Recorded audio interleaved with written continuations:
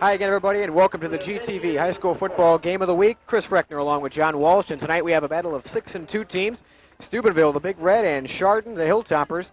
John, we have a game this evening that features those 6-2 teams, and we have two very good offense this evening. Carlton West, the big running back, the real deal. Carlton West, 12 touchdowns for Steubenville. Talk a little about Chardon this evening and what they have to do. Okay, Chardon's got to come at them offensively. They got to get the holes open up in the line so they can get their big fullback-oriented offense in gear. It's been sputtering the last few weeks, but I think it's time to get it open because we're getting close to that playoff time, Chris. Last week, Shaker Heights defeated Chardon 16-7, and it was a game that featured Chardon turned the ball over 4 times, 2 times, 3 interceptions through Brett Whiting. Does that have any effect for preparation this week for Chardon against a very good Steubenville team? No, I don't believe so. Again, Chardon is, they pass well, but they are still a run-based team.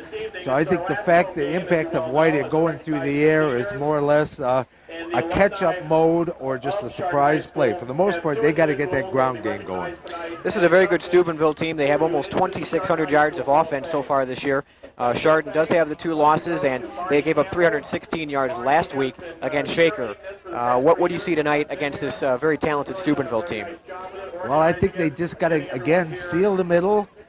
They are that fullback, like you said, their fullback has 1,400 yards in the season already, so it's kind of one of those contained from the inside. They do have the guns there. They got the big boys, Jenkins, Dakowitz coming out of the middle. They get the linebackers who are like freight trains coming at you, and they hit hard. I think it's going to be an interesting game. Steubenville, if they want to attack Chardon, is going to have to go through the air. All right, so those are the players. Carlton West, the big guy for Steubenville, and, of course, Gary Renner here from Chardon for the Hilltoppers. And we have all the exciting action in the opening kickoff right here next on GTV.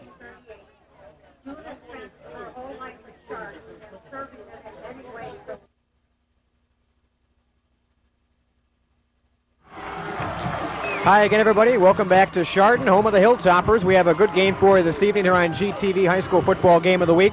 Chris Reckner along with John Walsh. We have the 6-2 Steubenville Big Red and the Chardon Hilltoppers at 6-2. And Steubenville brings a high-powered offense into this game as they bring 2,600 yards plus in offense. And that is keyed by number 5, Carlton West. And on the Chardon side, of course, they tried a little bit left and a little bit right of Gary Renner. Yes, they do. And I'll tell you, the strength of Chardon thus far this year has been their defense.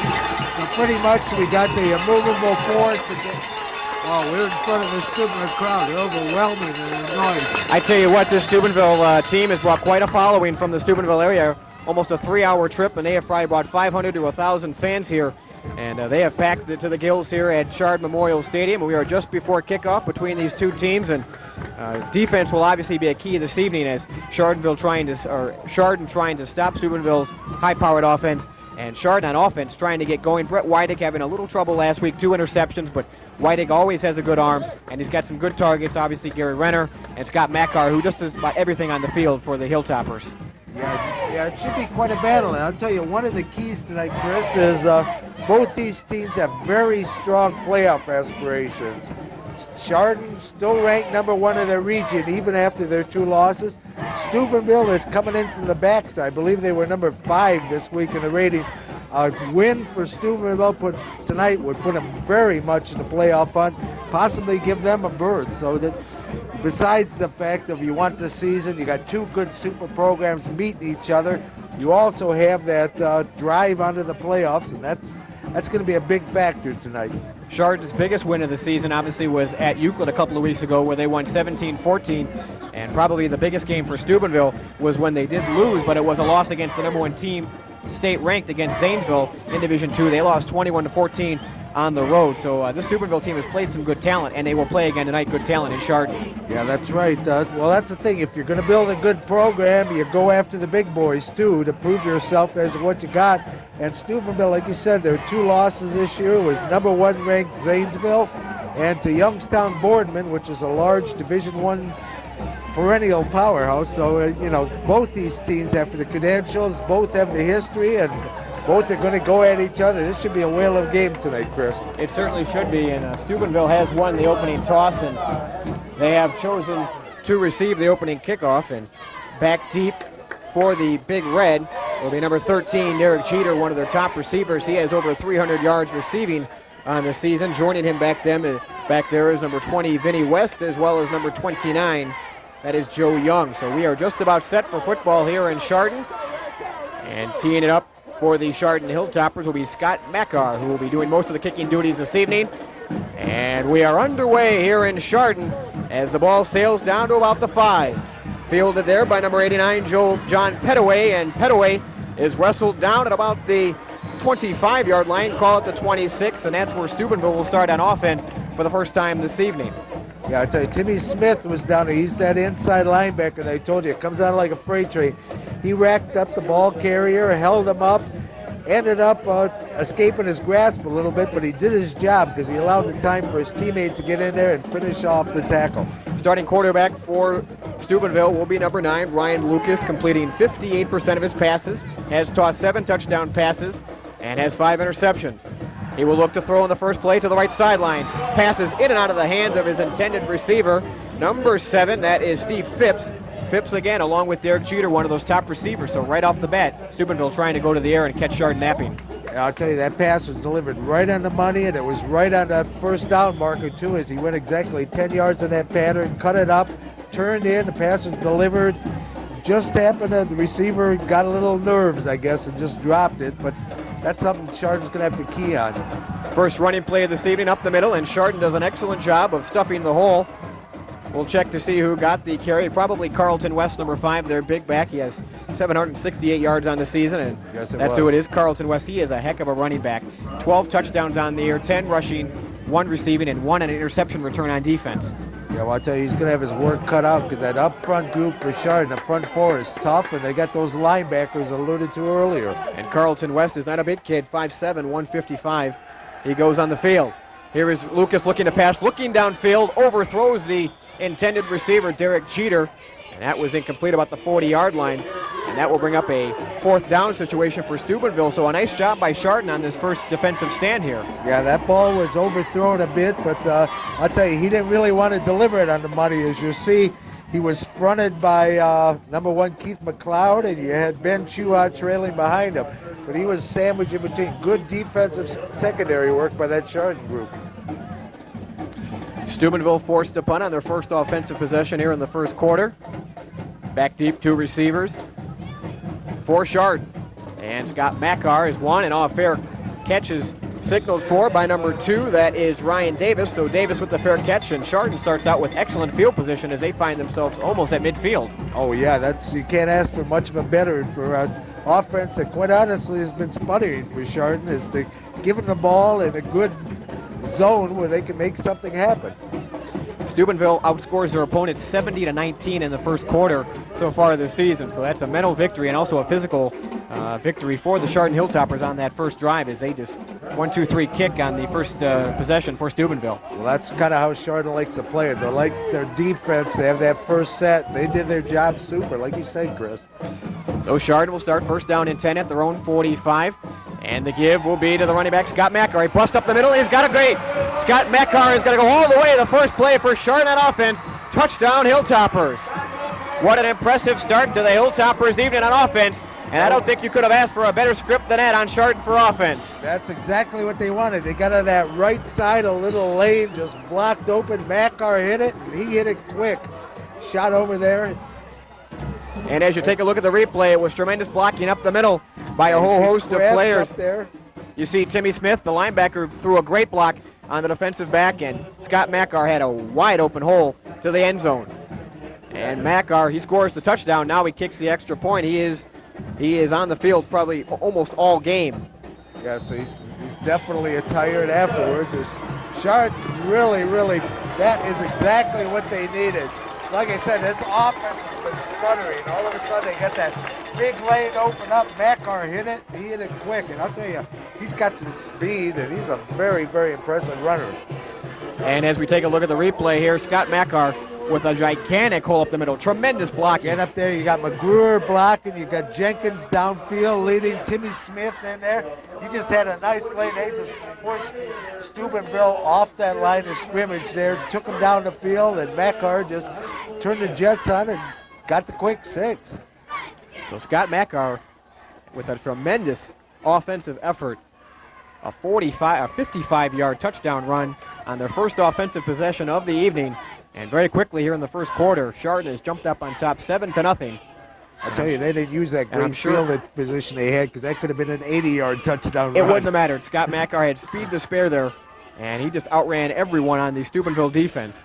And I think these fans from Steubenville a little shocked they made the trip up as they thought their Big Red was standing a little better on the offense. They're not used to having their offense stopped in 3 immediately, and then right away one play from scrimmage and you're down 7. That's something that a good program like this is not accustomed to. And I'll tell you, it's probably not going to be indicative of how this game's going to go. I still see a closely fought battle.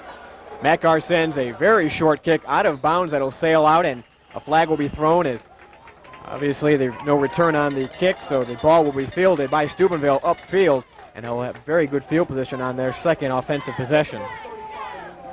Yeah, this brings them up a field a little bit, but again, you got to execute from there. Field position is no, they call it a bang. They're going to make them re-kick it, I think.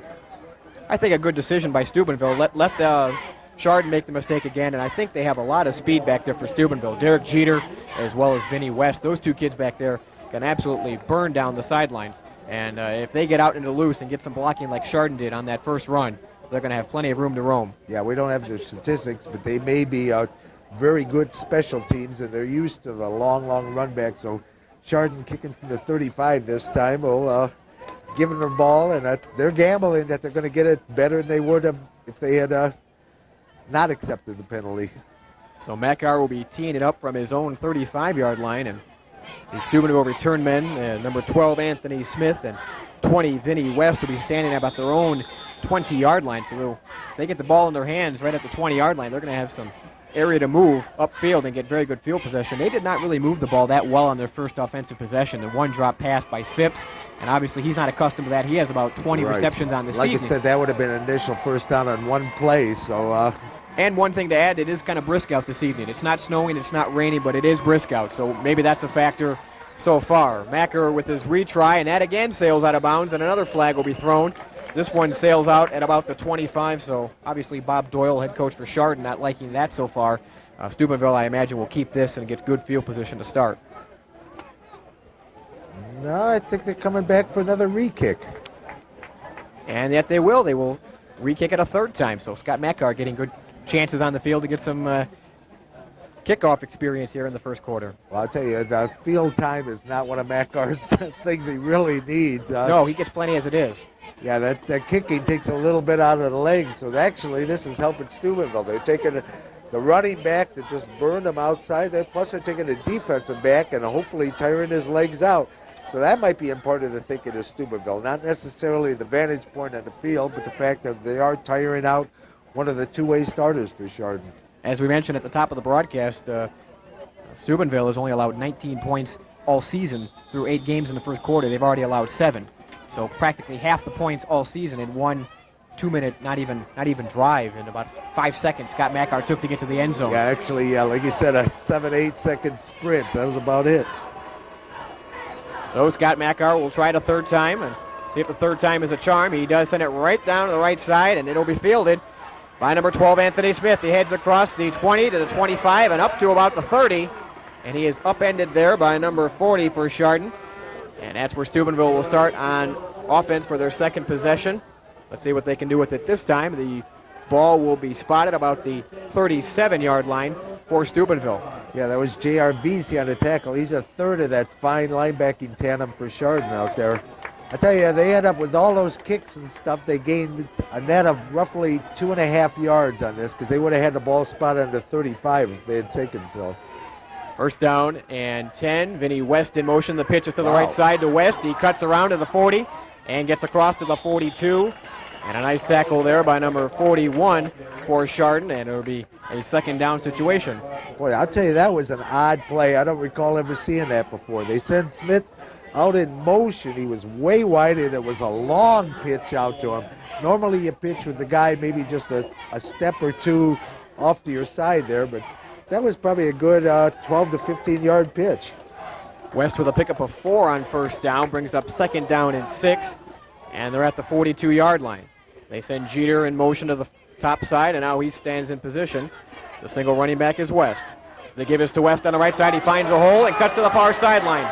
and he slips at the 50 and falls ahead to about the 46-yard line.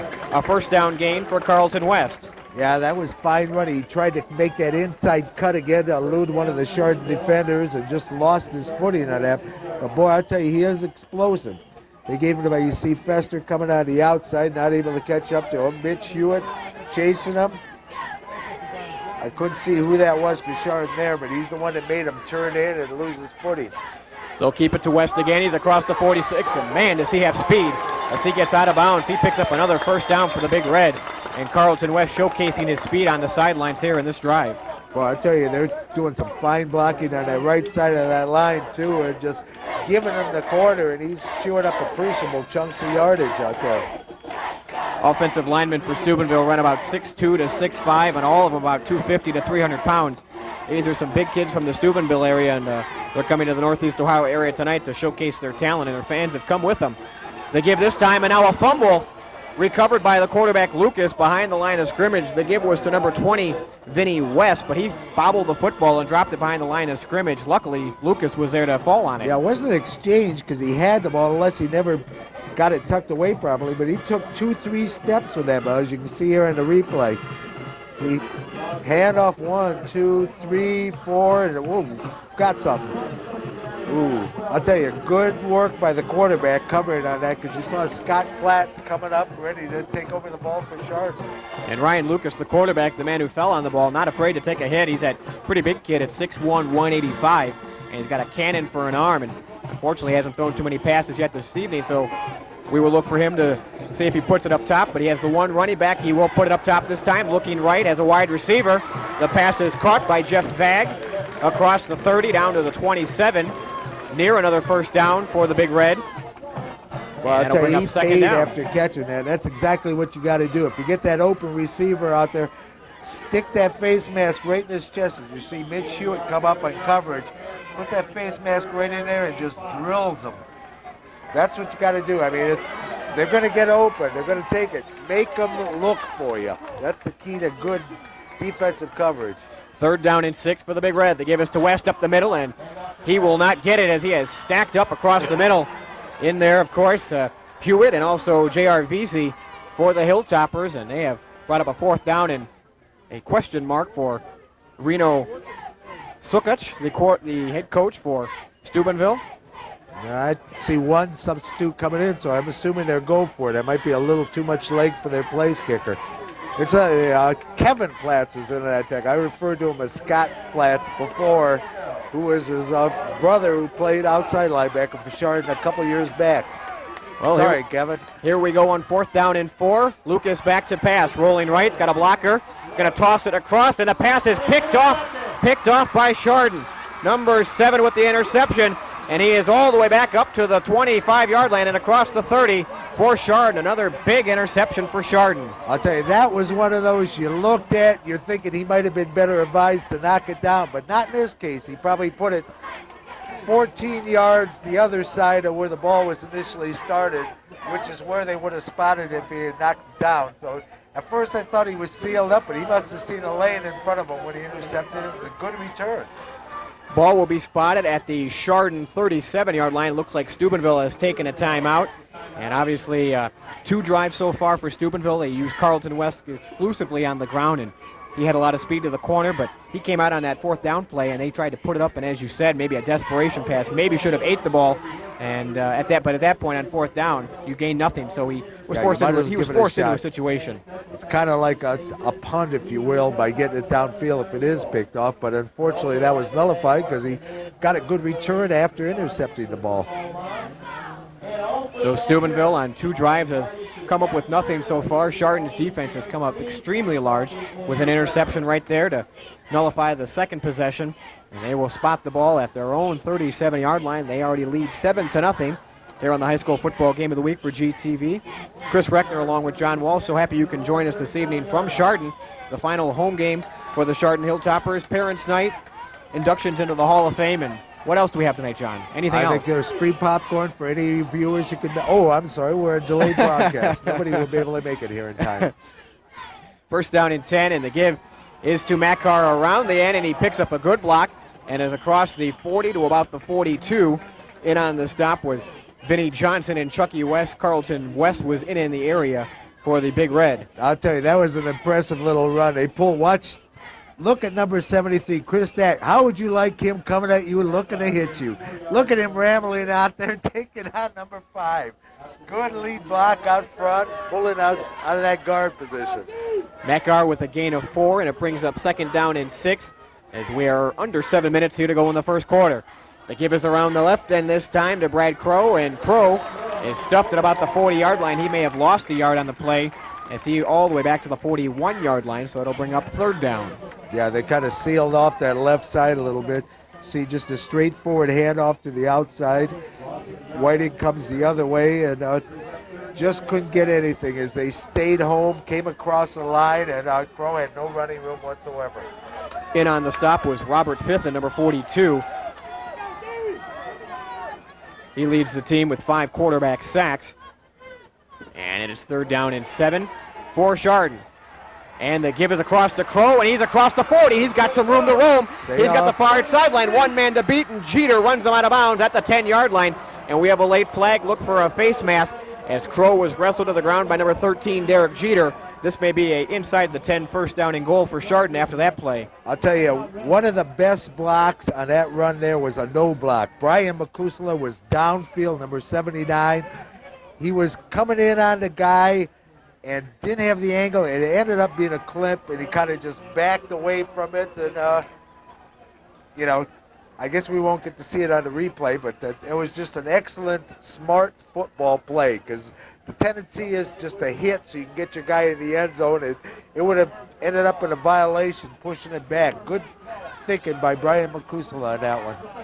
Brad Crow with a 40-some-odd yard run for the Chardon Hilltoppers, and the call from referee Jerry Sulecki was face mask, and we are 1st down and goal inside the 10 for Chardon. They give us to Renner the dog, and he gets right across the 5 and is the end of the end zone.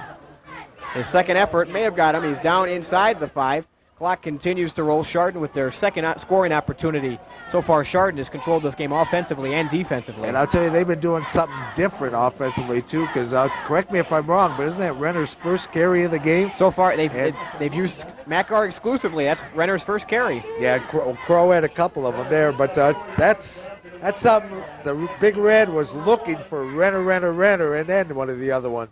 They give us to Renner again, the workhorse, and he is in for the touchdown. Gary Renner with his first scoring chance of the evening, and he cashes in, and it is 13-0 Chardon. Yeah, I tell you again, he ran over that left side there. We have you'll see Jeff Neal coming out of the center position there. Brian McCusela, this time he was asking for the block. Makar came up, gave a lead block, just drove him off the ball, gave the little lane so Renner could just push it in for the additional 6 points. I was talking about a sputtering offense. It's not sputtering. Big play, and then they drove it down the field. The extra point try is up and good by Makar, and very quickly at the 5:31 mark of this first quarter, it is Chardon 14, and the Big Red of Steubenville nothing. And you can see the Big Reds crowds on the field, which is nice to see, rather than some crowds tend to give up on their teams a little early. Their enthusiasm, they stood up, cheered them, tried to extol them on to get going into this game, and I think they might be a little shell-shocked right now. I don't think they knew Chardon had a fine program or something, but they felt they were equally competitive, and thus far this game has been totally Chardon dominated. We have an excellent crowd on this evening for another high school football game here on GTV. Steubenville will get their 3rd opportunity on offense, and Scott Makar will be doing the kicking off honors for Chardon, but Steubenville completely nullified on offense so far, as we've been talking about the one interception that Ryan Lucas threw. That obviously was a key mistake inside the 30-yard line, and good runs by Brad Crow and Scott Makar, and you obviously alluded to it. Gary Renner has only 1 or 2 carries in the game so far, 1 for the touchdown, but you think that maybe it was kind of the MO for Bob Doyle. Don't use Renner. They're expecting you to use Renner. I think that's exactly it, because you watch Chardon tapes, it's Renner, then hit Crow, then hit Makar, Renner, Makar, Crow. This time they did the opposite. They go Makar, Crow, then Renner.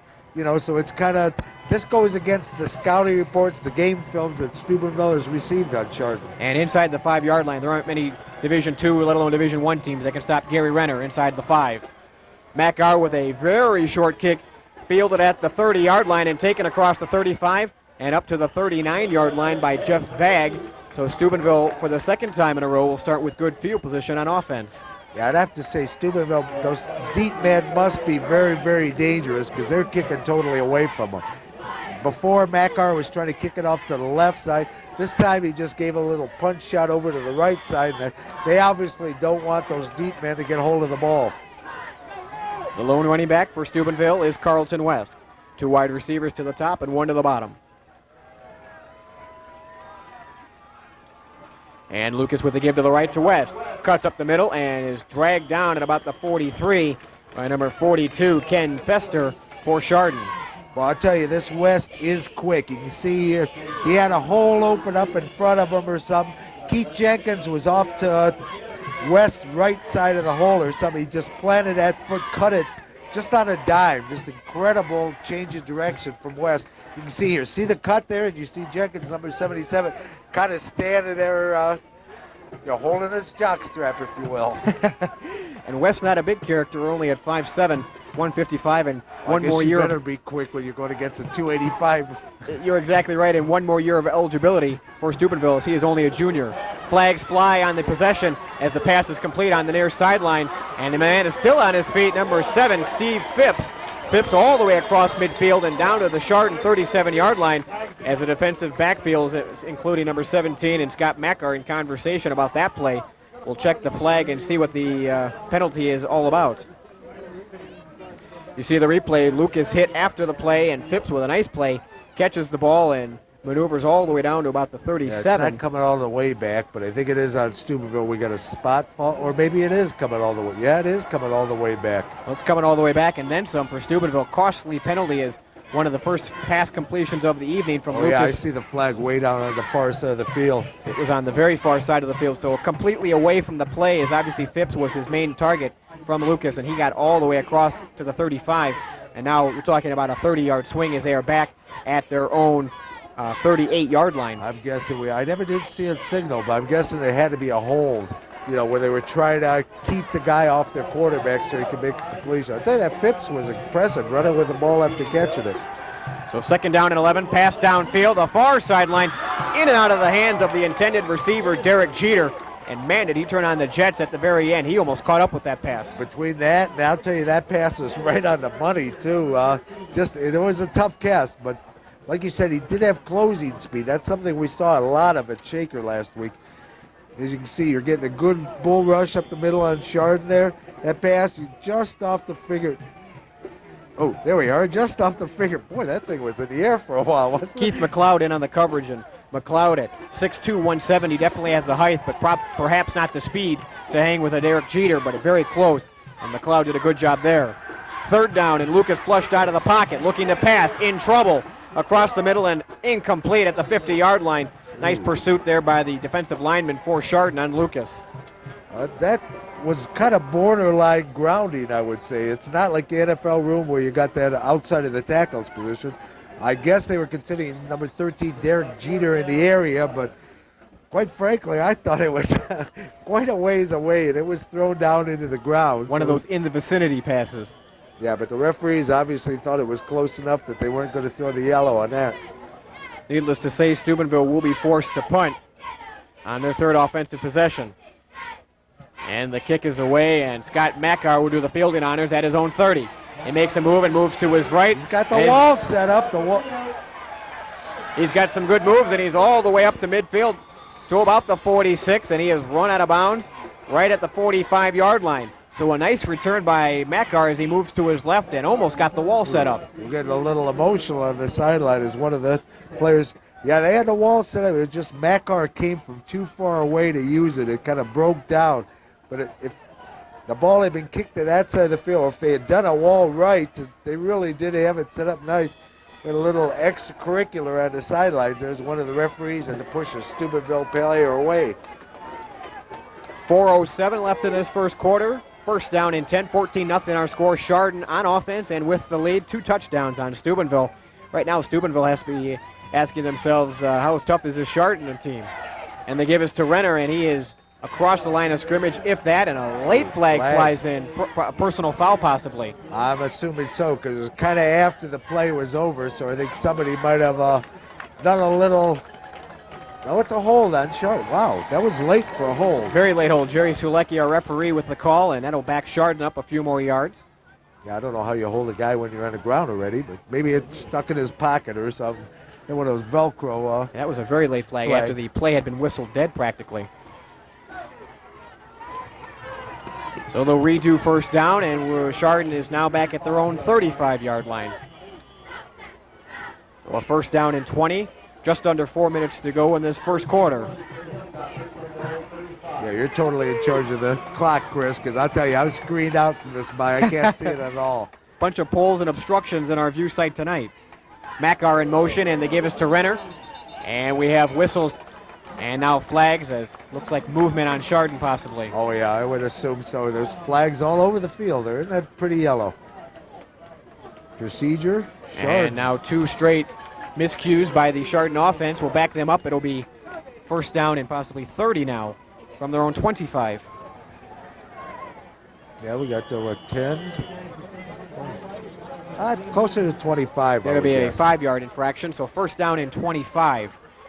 That's at still their own a 25. long way. It certainly is. They need to get to midfield for another first down. That tight 4 7-yard plays, we'll give it to you. You're exactly right. The tight formation for Chardon as Whiting barks out the call. And they send Makar in motion. And play action Whiting across the middle. He's got a wide receiver. Almost picked off by Carlton West. Brad Crow, the intended receiver, and over his head, Whiting trying to have a little touch pass to Crow, and Carlton West almost had himself a turnover. Yeah, that was a dangerous pass. I tell you, Crow was open on the underneath route. The deep man was back there, and it looked more like Whiting was trying to deliver it to the deep man because he overthrew Crow by quite a bit. They were really lucky that ball wasn't picked off. And a very good play call, in my estimation, by Coach Bob Doyle, as you've run up the middle so much. Renner, Crow, and Makar. Now you try the play action fake around the outside. And the give is right up the middle to Crow, and he has the outside sideline, and he stumbles across midfield. And a really good run by Crow as he practically gets Chardon back to the original line of scrimmage. Oh, he's past the original line of scrimmage. No, they're actually, what about it'll be 7? Third down and 7 as Crow gets him back to almost even, as he gained about 18 yards on that play. It was another play action where Crow has gotten that play exclusively tonight. He's had 2 of those. One he broke down where Jeter took him out at the 10-yard line. And again, he almost broke that, but he has a lot of speed. And he's got a nice rushing average for the evening, I'll tell you. He certainly does. So Crow has put Chardon in good field position here, and they give us right up the middle to Renner, and he is tripped up at the 50-yard line. And that'll leave Chardon at a 4th down and 5, and the punting unit will make their first trip to the field this evening as Steubenville with a nice defensive stop there. Yeah, I'll tell you, but that was good by the Chardon offense because they ended up with those 2 back-to-back penalties there. Ended up at 4th and 25 as you see Renner coming through the left side. Dakowitz again. God, what a trap. Boy, that would be nasty watching the 260 pounds just coming to nail you. Punt by Makar is away and fielded by Carlton West. Makes one move at the 22 and up to the 25, and that's where Steubenville will get another chance on offense. The Steubenville crowd is out here just rooting their boys on, saying it's time to play Steubenville brand of football. I'll tell you, they are an explosive team, though. Even though so far they haven't found the end zone, you can just see the explosiveness in some of the receivers and the running backs. Statistically on paper, and the build-up this week between these two teams was immense. And it has lived up so far to it for Chardon, at least 14-0 as Carlton West with the carry to the far sideline. A couple of yards on that. It'll bring up 2nd down, but obviously, John, you see almost every game that Chardon does, and obviously Chardon, very impressive so far in this first quarter. Oh, they've played an outstanding game. As you see, watch Kevin Platzer. He pursues this play, never gives up, keeps his depth in case they counter back his way, ends up getting a piece of the tackle completely on the other side of the field. Good hustle by Kevin Platz. West with a strong 6 yards on the first carry brings up a 2nd down and 4 as we near the end of the first quarter.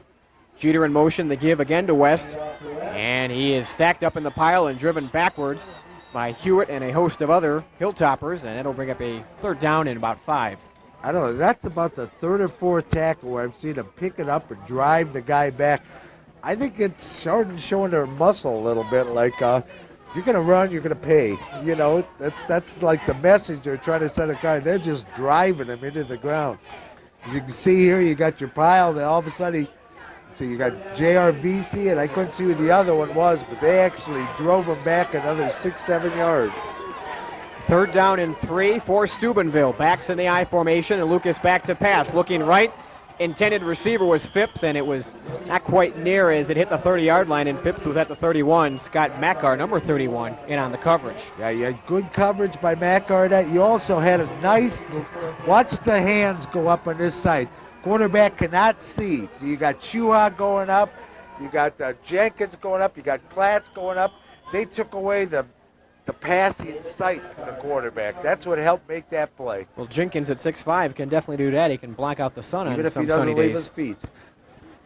And Steubenville with the kick, and it's a high kick, going to be fielded at about midfield. A fair catch by Ryan Davis, and Davis right at the 45-yard line. And Chardon will have that field position for their 4th offensive possession. Only 22 seconds left in this first quarter. I was waiting with holding my breath, waiting for the time reading from you, and I'm seeing you leaning out to get it. 22 seconds. Well, Chardon will probably run one play going from the left to our right, and then they'll reverse it. Luckily, the chain crew doesn't have to do extra duty at night, as they only have to move about 10-15 yards. So 1st down and 10. This may be the last play of the first quarter for Chardon at their own 44. Mackar in motion, the man around. They give us to Renner across the right side, punishing runners. And the whistle finally blows it dead as he crosses midfield, across and into Steubenville territory. At about the 48, bringing up a 2nd down and short. And the last couple of seconds tick away here in the first quarter. A very impressive first quarter for Chardon as they lead 14-0, John. Yeah, I'll tell you, that was an impressive ending run by Renner. He just kept those legs driving. They were grabbing ankles and all. It really wasn't a powerful run, but it was a good balanced run to get that additional yardage. We have reached the end of one quarter here in Chardon with our score: the Hilltoppers 14 and the Steubenville Big Red nothing. You're listening to the GTV Steubenville Chardon High School Football Game of the Week.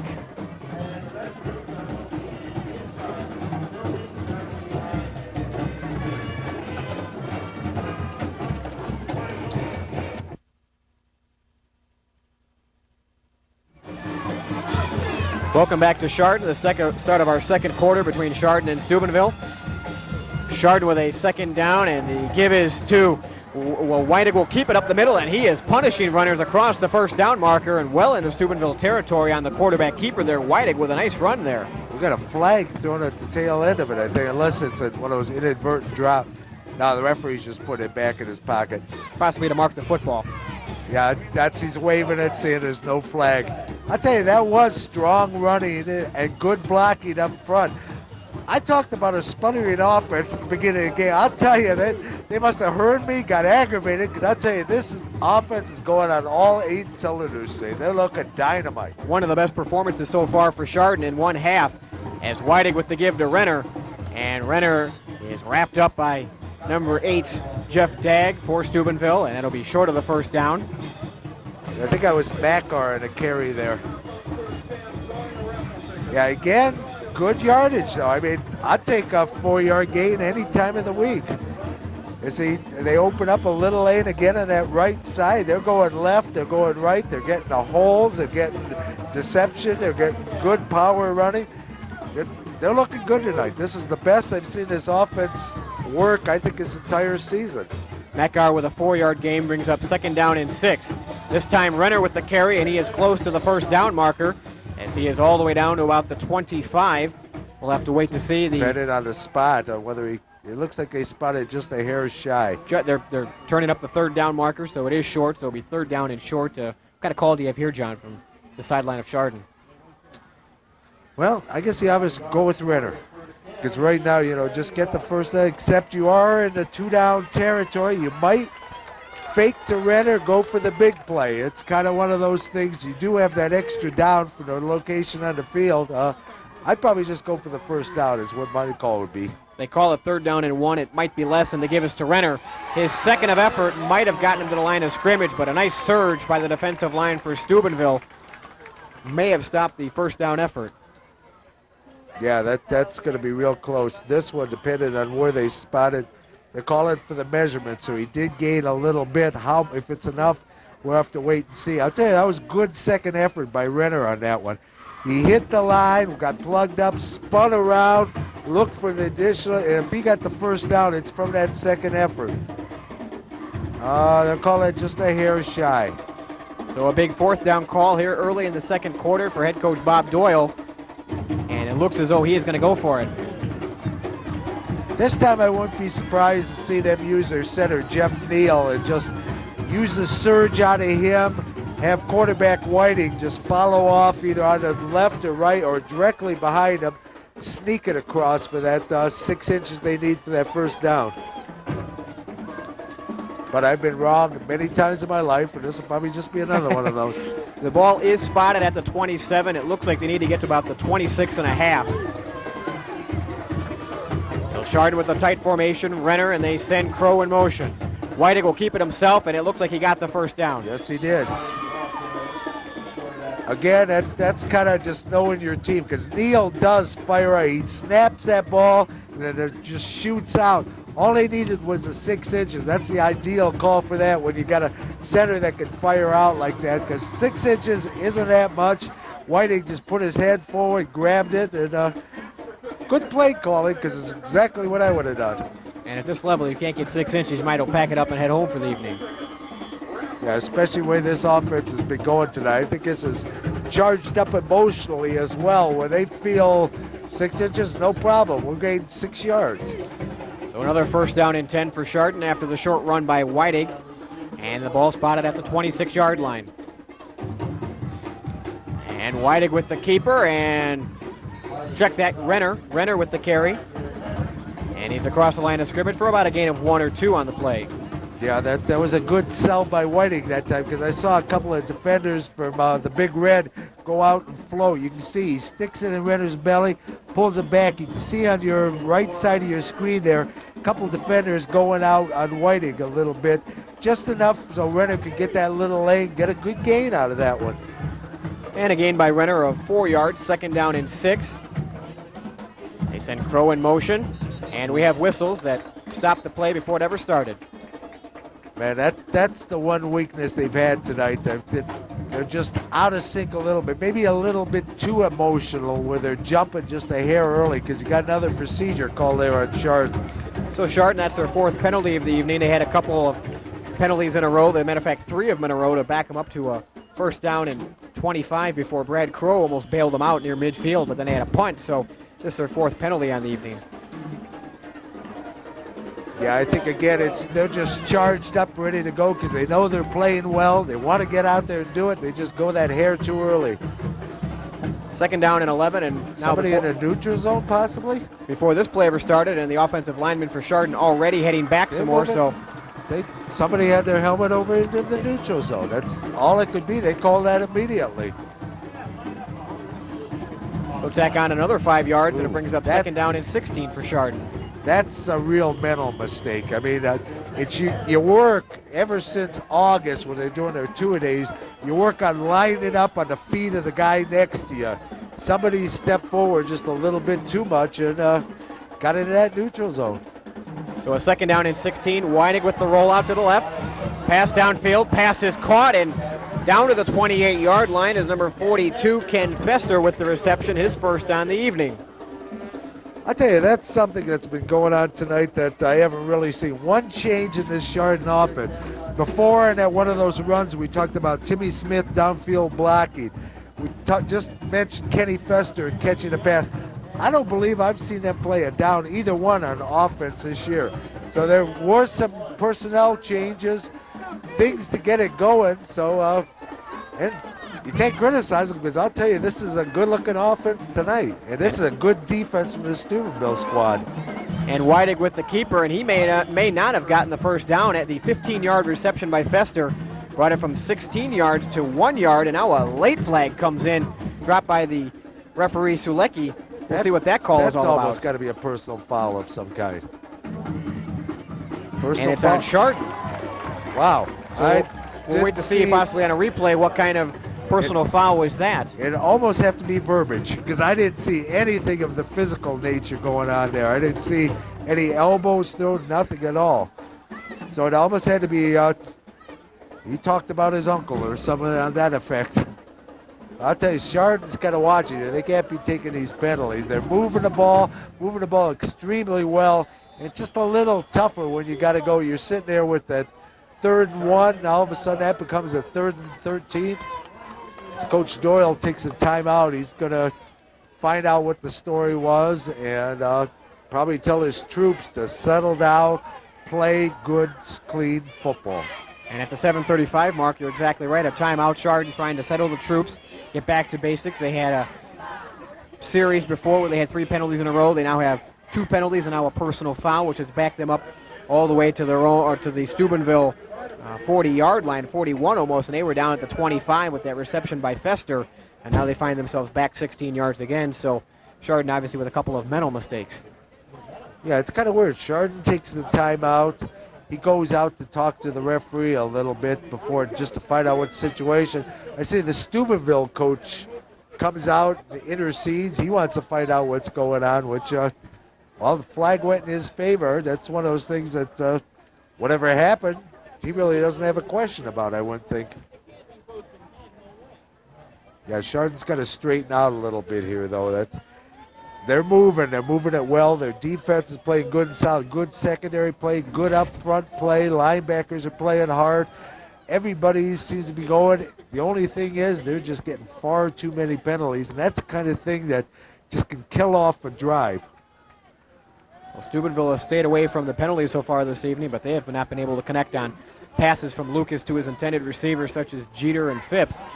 Chardon has kept the running game going and is now trying to get the passing game going, but some mental mistakes on their part have faulted a couple of series. So they bring the team to the line, does Whiting, and that brings up a 3rd down. That's the 7:35. Whiting with the give up the middle, and it's to Makar. Makar with a nice move, and Makar all the way down to the 15-yard line. That's good enough for a 1st down, and Makar with some nice running in the secondary. Gee, maybe the penalties don't hurt him. This is incredible. Every time you think they've dug themselves into a deep hole, right away they move the stakes as Chardon just seemingly can't do anything wrong offensively. Makar has had a tremendous night this evening, unofficially, probably near 100 yards or more. Most of those coming on the 55-yard scamper to start the first offensive possession. So a 1st down and 10, and the ball is spotted inside the 20 for Chardon. They're in the red zone, and they send Makar in motion. The give is on the counter to Crow, and he is wrapped up by a host of big red tacklers, including number 41, Leroy Hilson, and number 52. Yeah, that time Brad might have, well, he actually lost a little bit, lost about 2 yards. Well, the guy's moving a stake back and forth. It looks like about a yard. You're exactly right, 1 yard loss, so 2nd down and 11. And we're back to the 16-yard line for Chardon.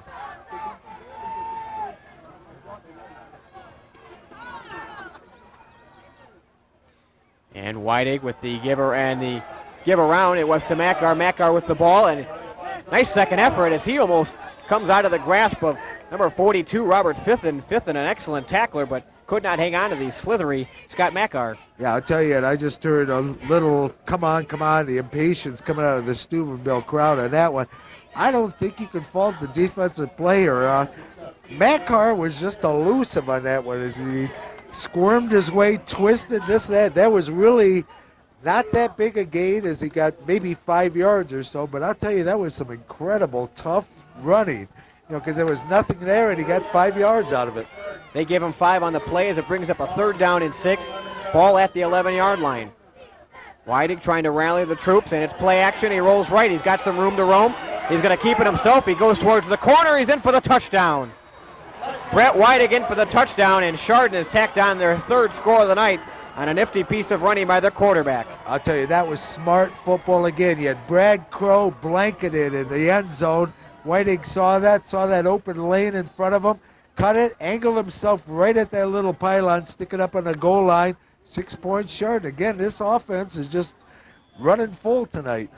Well, Brett Whiting, the senior quarterback, making a very smart, intelligent move. Don't throw the interception that deep, which he had 2 of them last week inside the 20. This time, keep it yourself, head towards the pylon, and just hope for 6. That's right, especially when there's all that grass in front of you with no red pants on it. Makar to attempt the extra point, and that is up and good. So Makar was his 3rd of the night, and it is all of a sudden 21-0, and we're still early in the first half here. Yeah, I'll tell you, well, again, Steubenville crowd's getting up, but I think they've got to be getting a little bit shell-shocked because they've run into a team. As I was at the Euclid game when Chardon played Euclid, they played a very, very good game that night. I think this team tonight is playing their best football of the season because I don't think what you're looking at right now, a 21-0. We're midway through the second quarter. You'd think right away, well, maybe Steubenville's overrated. I don't see that. I see a good, solid football team from Steubenville here. I think Chardon is just playing a super exceptional game tonight. Now, you said you saw that Chardon game, which Chardon won 17-14. They're a Division I team. This is a very high-powered Division II team. How do the two compare? And obviously, Chardon having much better luck tonight, scoring so many points in the first half. I'll tell you, the only thing, the one comparison I see a better defensive front out of Euclid than Steubenville had because they had an exceptional up front group there, and Chardon nullified them. This group doesn't seem quite as good, but offensively, Chardon's just doing whatever they want. The Chardon's defense obviously shutting out Carlton West, a very talented back. Tony Fisher for Euclid is a very talented back, almost 2,000 yards, and he is pushing that 2,000-yard barrier with these last 2 weeks of the 97 season. They have just absolutely shut down West so far this evening. I see a better offense here from Steubenville because it's balanced. You're mixing the pass with the super back, while Euclid was pretty much just the super back. He's in bounds. A short kick by Makar, and Petaway making a bad decision as he takes the ball backwards, and he is wrestled to the ground by Keith McLeod and a host of other Hilltoppers as Petaway started on the far sideline about the 30. And now the ball may be inside the 25. Yeah, Alex Stevenson was in there. I think he had initial contact on that one as they sealed him up.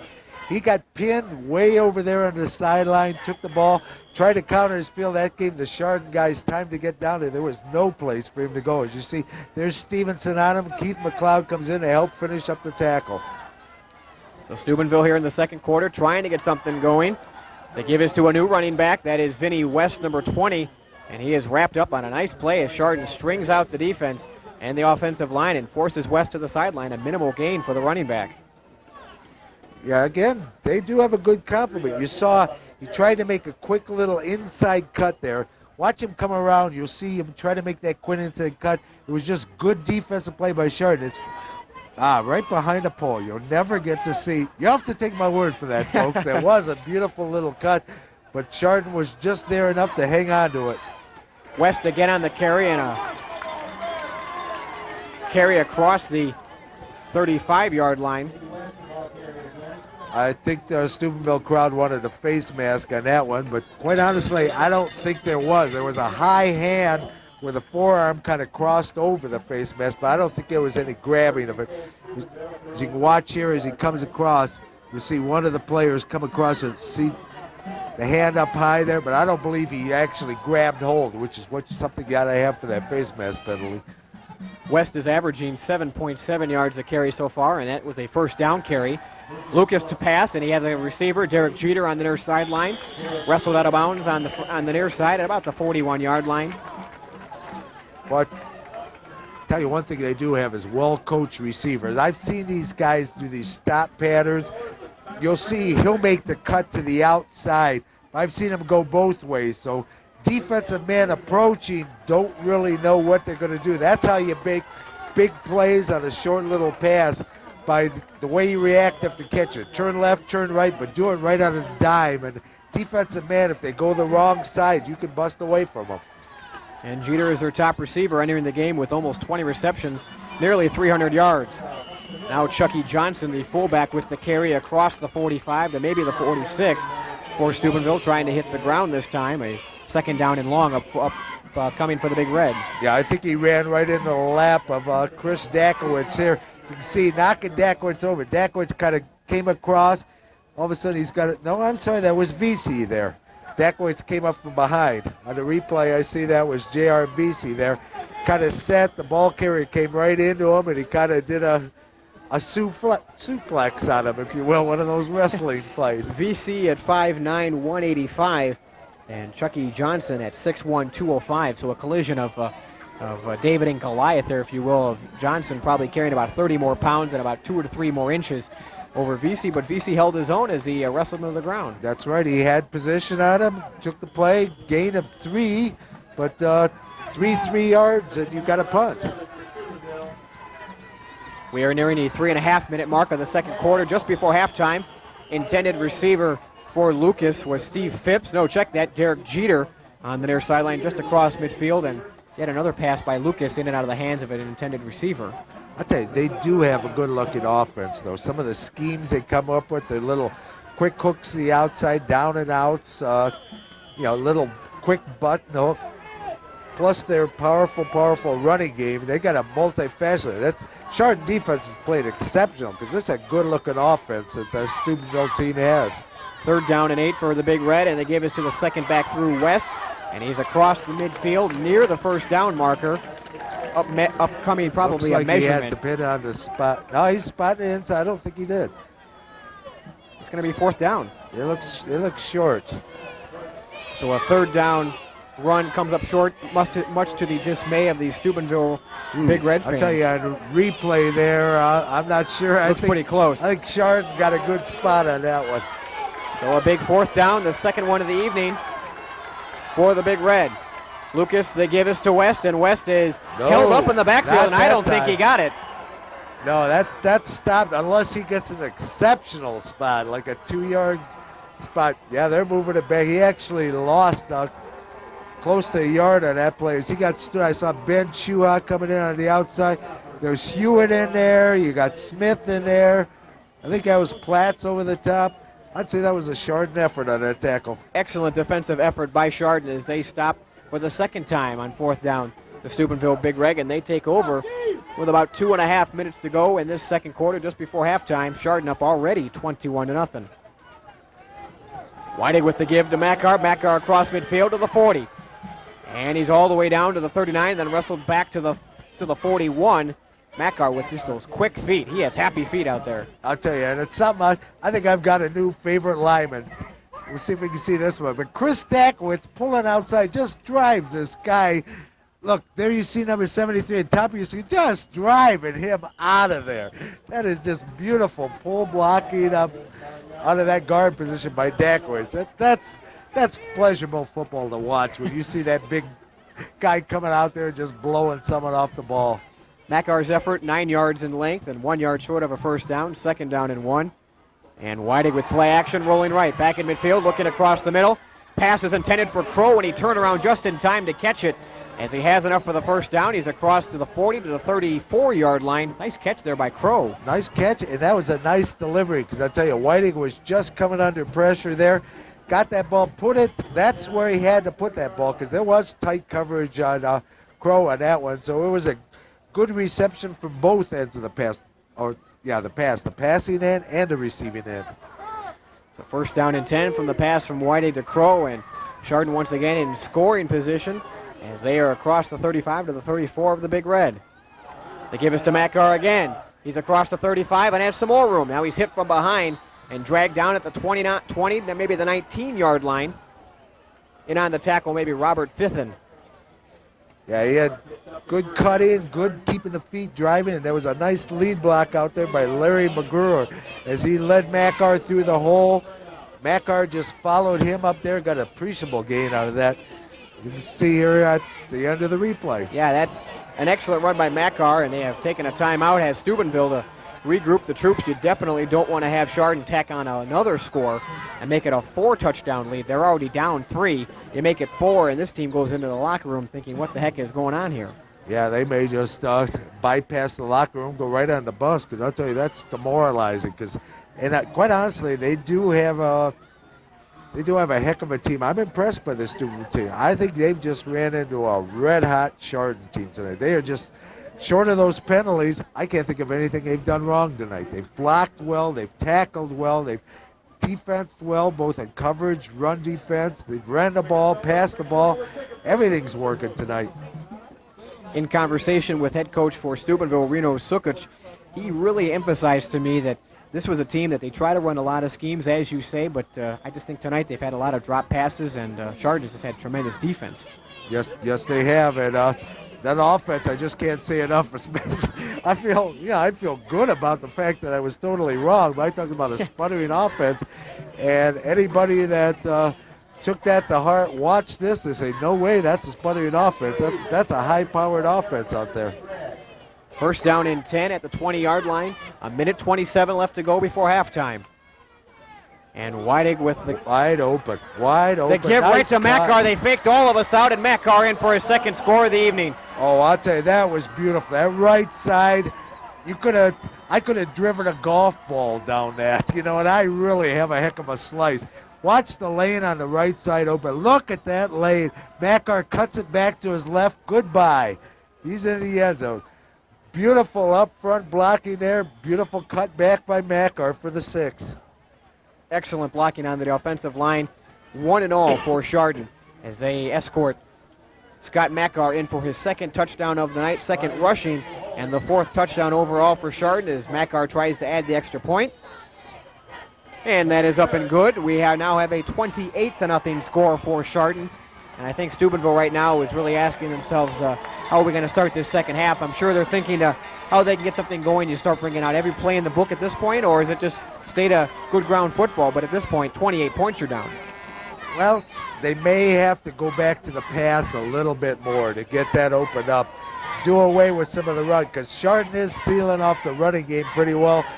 The thing about the running game, yeah, he can move you down the field, but it also eats the clock. Pass is like clock friendly. You're incomplete, clock stops. You complete it, you can break the law and get the big gains out of it. I think they'll probably stick to their basic core game plan, except mix in a little more from the passing aspect of it. I tell you what, that last touchdown run by Makar was such a good executed play that he had everyone, including ourselves up here in the booth, faked out. He was into the end zone before we even noticed that he had the ball, and obviously Steubenville was 11 of those guys faked out as everyone on defense thought that somebody else had the football. The one guy had to cut back, 10 of them. One guy stayed at home. That's exactly right. And Makar just left him holding his jockstrap there as he cut back to the inside. So we told you at the top of the broadcast that Makar was a player to watch. He does just about everything, and tonight he has 2 touchdowns and really has carried the load on offense. Renner has had his carries, but Makar has been the main guy. And I'll tell you, Makar, he kicked the ball about 35 times tonight between extra points and additional kickoffs. He's got a lot of leg work out there. I think he sells popcorn in the third quarter as well. The kick is fielded by one of the up men for Steubenville, and he's got some good yardage, and he's all the way up to the 40-yard line, and Steubenville will start there. Only 15 seconds to go, though, before halftime. Just a reminder, at halftime, we will be bringing you the Chardon High School Marching Band. Always a pleasure to see them. We'll be showing you the halftime here on GTV. Yeah, Steubenville's almost got to take it, try for the big points, because they got nothing to lose at this point. If it's intercepted, it's because Chardon's probably not going to be having the time to break off. Well, of course, they've had their one-play offenses before.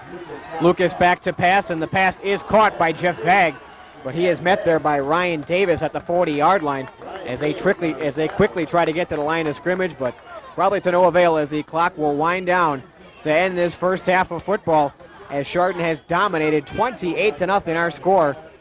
As Steubenville will be given one more chance as Ryan back to pass. Lucas's pass is caught by Steve Phipps right at midfield, but unfortunately, a little too late here in the first half, as that'll be the end of the first half. I'll tell you, and those passes sent a message. Davis started out, and then there was some hitting on that one. It's kind of like, okay, if you're going to pass on us, you're going to pay for it, because there was hard. Well, they do have time for.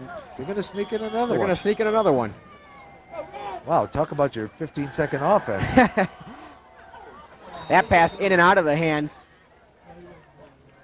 of Steve Phipps on the far sideline. I tell you what, this Ryan Lucas has got a very good arm, but unfortunately, his completion percentage is going to go down this evening as he has thrown a lot of incompletions. Not all to his fault, though. Yeah. So far, we haven't seen him try to go deep yet. It's all been this short stuff, these quick hitters. I'm assuming he's got a gun to get it downfield. Maybe we'll see some of that in the second half. Well, he's being flushed out of the pocket here and have to throw it away. Derek Jeter was the nearest man around midfield, and Steubenville just trying to get something going here as the half runs out, and I think they added some time to the clock. We are down to 34 seconds now. Possibly that pole was in the way. I was looking at it. Maybe 54 seconds. Yeah. Could have been a 1. Maybe it's a 5 from this angle. I've never seen 6 plays in well, 15 you know, they're down seconds. 28 points. Let's I don't just think give them he's some time. Down at 6 times in 15 Let's seconds. just give Steubenville some time is what the referees are feeling generous. Lucas again to pass, and that pass way over the head of Derek Jeter. And possibly some big-time frustration setting in for Steubenville here. They're running all these plays and getting nothing before halftime. They still have 2 more quarters of football to play.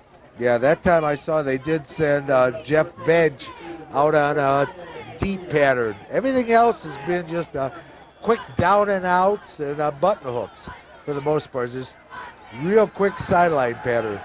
Lucas with a big drop. Flying this time. Now across midfield into triple coverage, and did the guy catch it? I think he did. Wow. Steve Phipps with a heck of a catch there, way across midfield and all the way down to the 35. And maybe Steubenville has some time left. They're down to 22 seconds, and a late effort here by the Steubenville offense to get something rolling. I don't know how he came down with it. Like you said, that was triple coverage. That ball must have just been put in the exact location it had to be. Clock on the move, and Jeter with the reception trying to get out of bounds, and I don't think he did. The Chardon defenders trying to get him to stay in bounds, and I believe a timeout has been called. And Steubenville has done just that. Might as well use them. Hey, if you don't keep them in your pocket, let the players call them, and we were down to 9 seconds, so possibly one more play if you get it out of bounds, and maybe a shot at the end zone or maybe a field goal attempt. Maybe a little shenanigans, if you will. They're big on these sideline patterns. They might trail somebody, do the old hook and ladder where the guy catches it, pitches it to some guy trailing behind him there, have him shoot down the sideline. Chardon better be on the guard against little plays like that, because that's, quite honestly, with this little time left, that's about all that Steubenville has unless they can fire that ball deep downfield. Well, Steubenville hasn't even attempted a field goal yet this season. So to this point, through 8 weeks, I don't think that's quite an option. They're going to obviously try to put it up and obviously 2-down territory with 9 seconds, try to get as many plays as they can in. Yeah, well, they still got quite a ways to go to be in field because they're at the 30, call it the 34. Yeah, generously the 51. 34. Of course, there's a kid at Shaker last week that I tell you what, this kid had a leg. Derek Tatum, speaking of Shaker, what an athlete that kid is. And yes. We are obviously seeing Carlton West, but Derek Tatum, you saw him last week. We'll talk a little more about that in the second half as Shaker defeated Chardon last week, 16-7. Time running out here in the first half, and Lucas looking for a wide receiver into the end zone, and the pass is batted down by one Scott Mackar. What a half for Scott Mackar as he defends possibly the last play of the first half. A possible touchdown for Steubenville, but he blocks it down.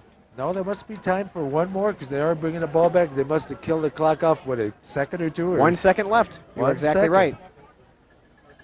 So one opportunity left for the Big Red. Well, I assume they're going for the end zone, would be my guess. That'd be a good assumption, John. And Steubenville is right at the 35-yard line. Back to pass is Lucas. He's going to air it out down the far sideline. Intended receiver is Phipps, in and out of his hands. Let's see if there's any call, as if Mackar was on the coverage, and there is none, and that's how the first half ends, with Chardon leading the Steubenville Big Red 28-0. You can see on this big, again, Mackar kept him in front of him. He knew he was on the field to play, kind of not so worried about the receiver catching the ball because he knew he could slam him down. You see, he goes through the receiver, making sure he goes down. Even if he pulls the ball down with him, knows half is over, knows the guy's not in the end zone. That is the end of one half of football. Chardon on top, 28-0. We'll be right back here on GTV with the Chardon High School Band.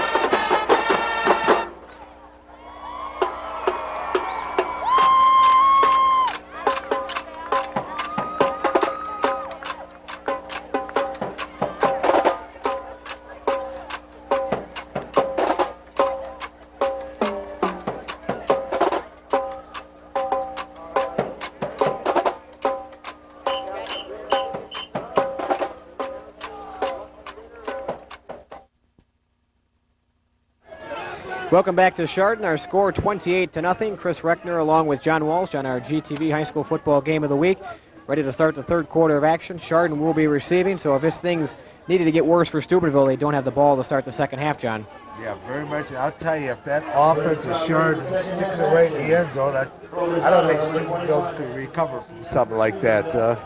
It'll be interesting to see. Chardon probably doesn't need to make any halftime adjustments. Back deep to receive are Makar and Davis, but it'll be fielded by Brad Crow, one of the up men, and he's got some good speed to the sideline and is all the way up to the 36-yard line. So Chardon again with good field position to start this second half. Yeah, Steubenville's the one that's going to adjust. Defensively, obviously, they're going to have to make lots of adjustments to shut off the Chardon offense. Offensively, I don't think it's adjustments so much as to go to bigger plays. Again, like I mentioned at the end of the half, I think they're going to have to go more to the air attack than normal because they're in a big time deficit right now. I'm sure the name of Scott Makar came up once or twice in the locker room of Steubenville at halftime. So first down and 10, and Whiting will give it right to Makar, and he's to the right sideline. He's got some speed across midfield. He's got more room. He's run down from behind by Carlton West at across the 30 to the 29, and West already shocked as Makar got into the backfield and nearly broke another one for the first play of the second half. Just incredible. I think that's that same basic play that he scored on earlier. You counter off to the left, bring it back to the right. There he goes off the race. Again, that inside cut. This time there were a couple players had much better angles on him, but boy, I'll tell you, that's two opening plays. Chardon's first one from scrimmage, Makar took all the way in for 40 or 55-yard touchdown. This one he breaks up big real estate again. And that proves the great speed of Makar. Carlton West, the fastest guy on the Big Red team. And Makar was caught from behind.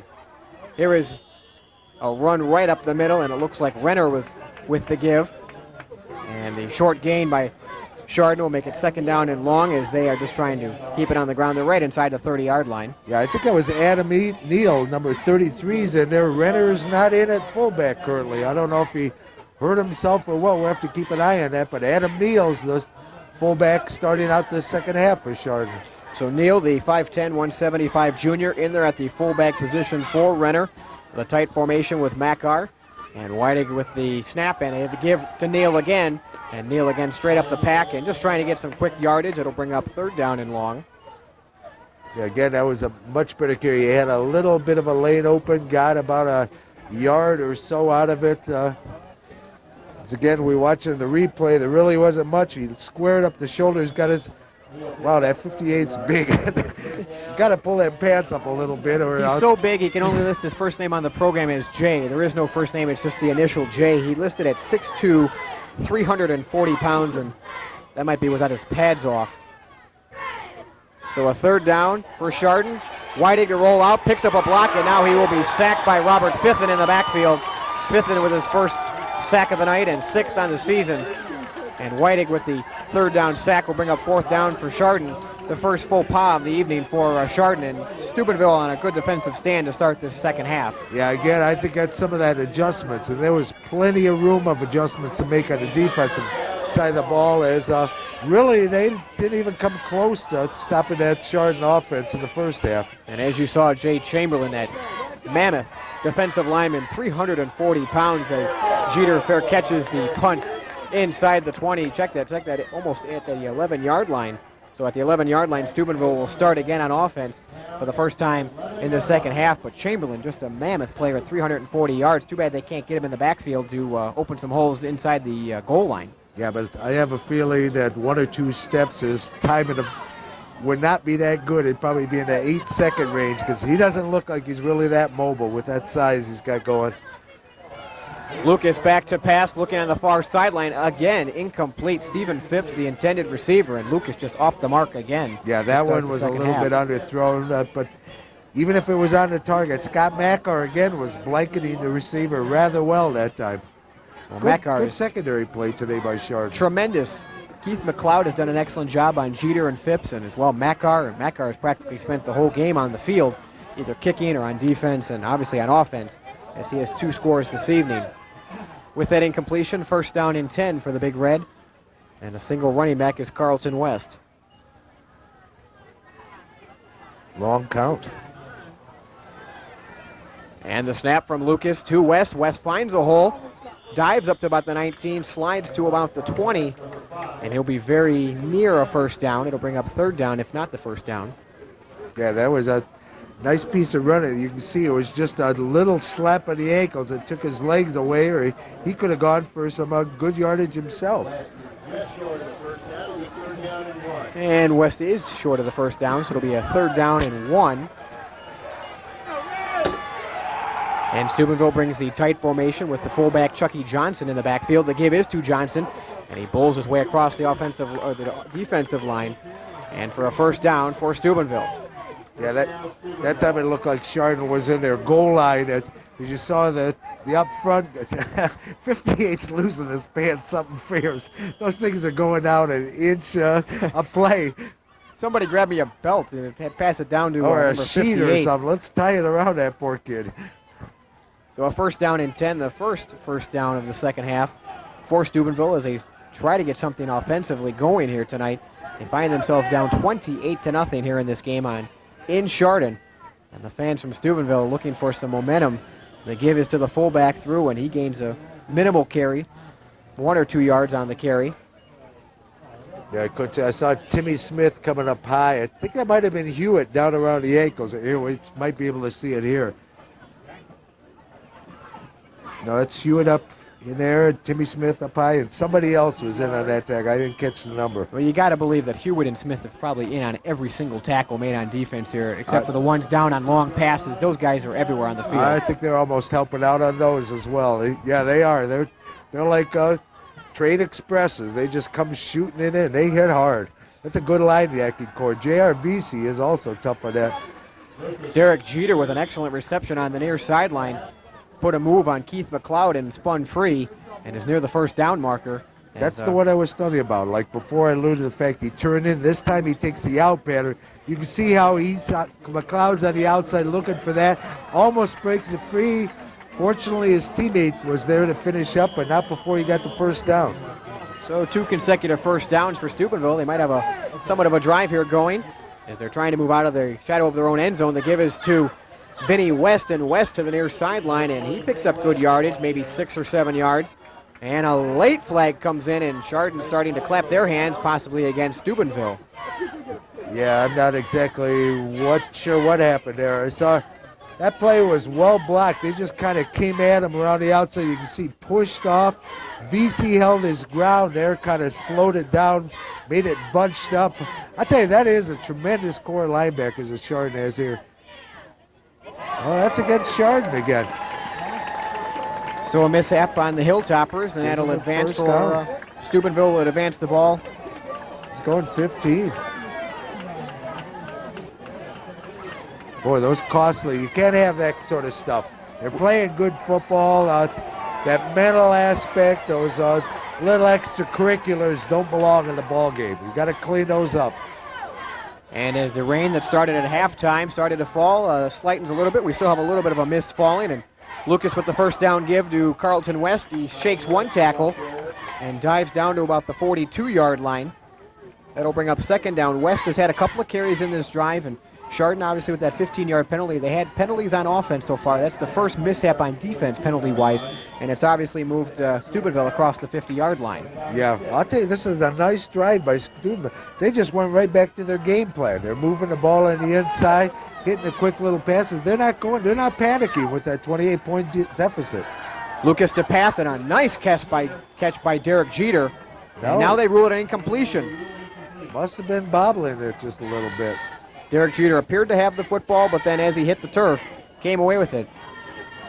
Oh, that was a fortunate break for Chardon, as that brings up a 3rd and long. Probably an obvious pass situation here. So Lucas and the troops will try to keep this drive alive, and obviously coming out of a timeout in basketball. Head coach Reno Sukic coming out of the halftime with a set amount of plays and a set design of plays for this first drive, and looking for a score and needing a score. And they give us to West to the near sideline. It doesn't look like he got the first down, but maybe advanced it a little bit for a 4th down. This is probably 2-down territory, down 28-0. I don't know. They've been playing. It's like they're not panicking. I expected to see the ball put in the air a lot. I think they'd punch. I think this would be a mistake to try to go for it here. But I think they are going to try to go for it. And West barely got a yard and a half as they generously give him 2 yards. It's 4th down and 4. The ball is just inside the 40-yard line at the 39-yard line. Chardon's got to be careful. Maybe they just try to draw him off, get the freebie. They send Jeter to the top side as the wide receiver. Lucas will drop back. The screen pass to Carlson. Makes one move, and he is near the first down marker, but is well short. So. Yeah, I don't think he made it appears as if they have failed again on 4th down, and the defensive team is already coming out for the Big Red. I don't know if I agree with that. There's 2 things in the play call. One, I don't think I agree with going for it there. That's kind of giving the Chardon a good vantage point. The other one, on the 3rd down play, I thought with that much yardage to go, where they had the 3rd and 7, they ran it to the short side of the field. I didn't think that was very wise. If you got the speed, try the wide side if you want to run it and go to the outside. Coming to the short side plays that makes less field to cover for the Chardon defense. Nullifies your speed advantage. Chardon defense takes a timeout. Or offense, I'm sorry. Well, the Chardon offense is taking a timeout, just trying to verify possibly a miscommunication. They want to make sure that they have all their pistons firing here as they start this second half. They obviously now have stopped Steubenville. Steubenville twice on 4th down has been stuffed tonight. They really haven't had any chance to really move the football. They've made a lot of incomplete passes and have had a rough time so far this evening offensively. And statistically, you would not think that was going to happen. No.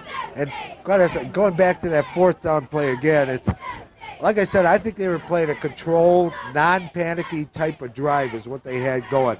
Then all of a sudden it becomes 4th down, and it's like, we better go for it. Rather than, kick the ball, pin them into territory, that's going to shorten it up. If your defense can hold, they'll shorten it up the next time you get the ball. I don't agree with going for it on 4th down in that case. I really don't. Not just from the fact you didn't get it, but I really don't think that was wise football. Just a reminder that our final broadcast of the 1997 football season is next week. Myself and John Walsh will be out in Middlefield, Ohio to witness the Berkshire Badgers and Cardinal High School football game. That ought to be a game, 2 teams right now that are extremely struggling all season long. I believe one win between the 2 teams. That'll be a game. That's a backyard rivalry, though. Those 2 teams, big time. That's those 2 teams hate each other. Battle of 87. Those 2 teams hate each other, and that's probably putting it mildly. Here is Chardon back on offense, and Makar with the give again. About 5 yards on the carry. Yeah, I'll tell you, that game last year was one of the best we saw. They just went at each other, high scoring. Berkshire ended up winning it. Berkshire had to win it last year to have a shot at the playoffs. Lost out, I believe it was Black River or some other team down south, edged them out for that 4th playoff spot. But I'll tell you, they gave a shot. And another big part of that game, here's one of those little local ties, but Jack Arnold's been their head coach for probably longer than he wants to admit. He's in his final game. He's going to be stepping out. He's the uncle of Kevin Platts, the number 44, the tight end for Chardon. Here is the give to Makar on the far sideline. He has the 1st down and a couple of yards more. He spins free, and Steubenville finding it hard going, tackling Scott Makar. They cannot even wrap him up tonight. Yeah, you wonder if he got the Chris go out and covered himself, because he really seems greasy. They can't get a grip on him. He twists, squirms, grabs every yard he can here. Yeah, I just gave a poor high school kid a nickname, a Crisco kid. Yeah. John Walsh, he's the doing nickname real strong running today, looking good. That is a 1st down and 10. That is a 1st down and 10, and Chardon once again on the move. They pick up another 1st down. They're right at midfield, and their offense has not really had any problem tonight with this defense for Steubenville. Short of the penalties, self-inflicted wounds, as they say. And the give is to Renner, who's back in the football game, and he comes across midfield. And again, that's a late one. That's one of those late ones. After the play was over, I saw the flags come flying in. I think there were 2 of them, though, so same thing we're seeing. A hold, Chardon. Again, the late holding call on Chardon as the play was practically whistled dead. So that's strange, unless we do have some real super absorbent Velcro, then they can't get those flags out on a timely basis. But I've never seen a holding called that late after play is over. Well, the offensive linemen doing their job to the nth degree, and obviously running the play and holding, obviously, the defensive lineman. Doing his job outside of the rules. So a 1st down and 20 now for Chardon at their own 35. Makar will end around, and the give is to Crow, the 2nd man through, and he gets across midfield and just does stay in the grasp of Carlton West, and if West does not grab him, Crow is gone for a 2nd touchdown of the night. that seems to be Crow's territory. You get a first or second and a long, and he just rips off a long one as he gains a 15-yard gain there. Again, he had a nice lane open up on that left side as you had Jenkins up front blocking. Platts, who's the guard over there? McGruer. And I just opened up a nice little lane, and then Crow just did the rest himself as he twisted and turned and grabbed some yardage of his own. And on 1st and long, he picks up 15, and it's back to 2nd and 5. Whiting again, the give to Crow, and he is near the first down marker. It'll bring up 3rd and short. Yeah, 3rd and short. And possibly a good time to go to the air. I don't think Steubenville will be looking for that now. They've pounded the ball so far on the ground in this second half so far. Yeah, possibly so, but again, you go back to dance with the one that brought you. And they've been doing it on the ground like you're saying, so knowing Coach Stoll, I'm assuming he's just going to keep it on the ground. If it ain't broke, don't fix it. And again, Gary Renner not getting very much playing time so far tonight, and they have done well without him, but with him, who knows what the score would be. What Renner has had a lot of time on the sideline. The give is to Makar, and dancing again. He is across the first down marker and well into Steubenville territory, and he is still on his feet as the play is not yet whistled dead. He goes all the way to the far sideline. Boy, I tell you, they had that sealed off for where that hole was supposed to be. He kind of did a quick stutter step, cut it back to the inside, as you'll see here.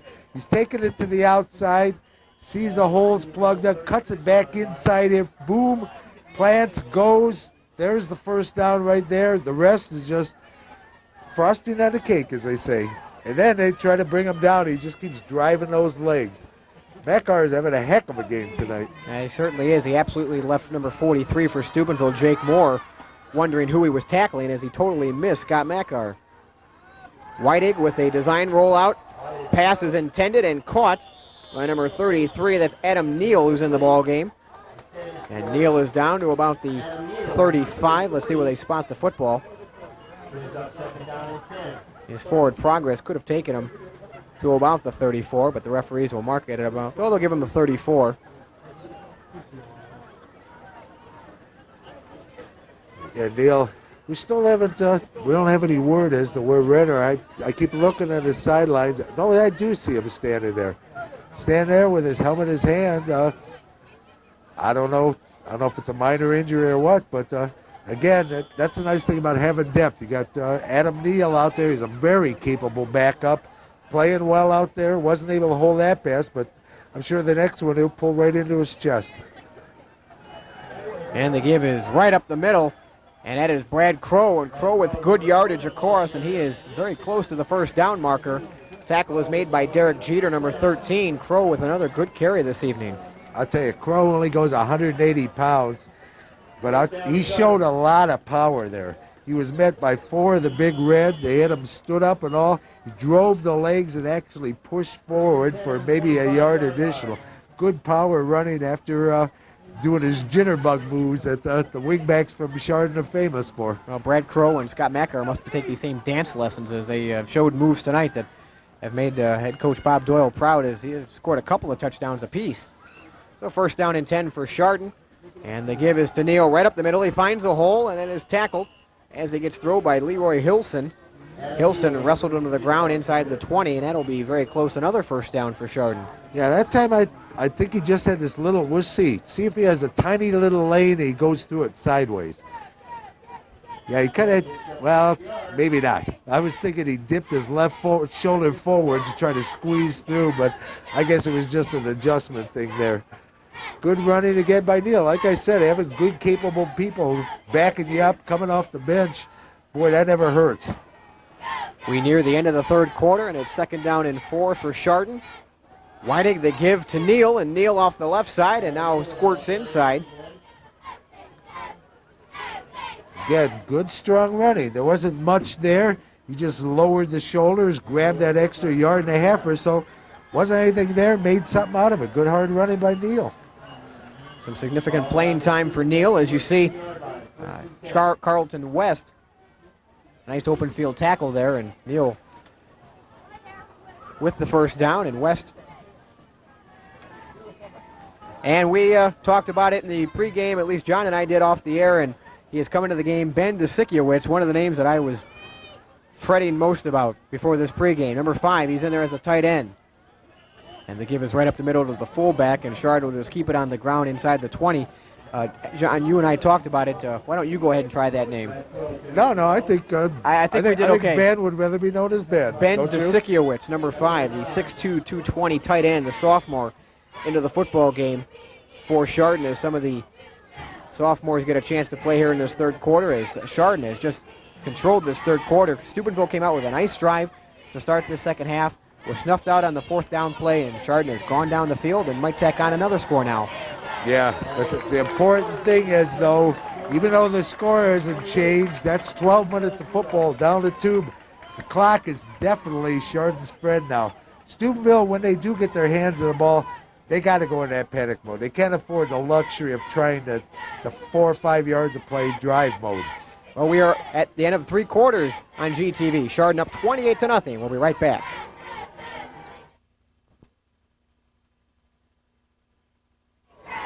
Welcome back for one final quarter of action. 28-0 our score. Chardon on top and on the move, looking for another score to start the fourth quarter. The give is to Neal, and he's across the middle. No, check that, to Makar. Makar again coming through on the second give through, and Makar looking for his 3rd score of the night. Yeah, it's you got to get used to the deception play of the Chardon quarterbacks and how the ball carriers carry out their fakes. It really is a misleading offense. I know Craig 3-4 years ago when he was making the calls, he was blowing calls left and right to the point of he would wait.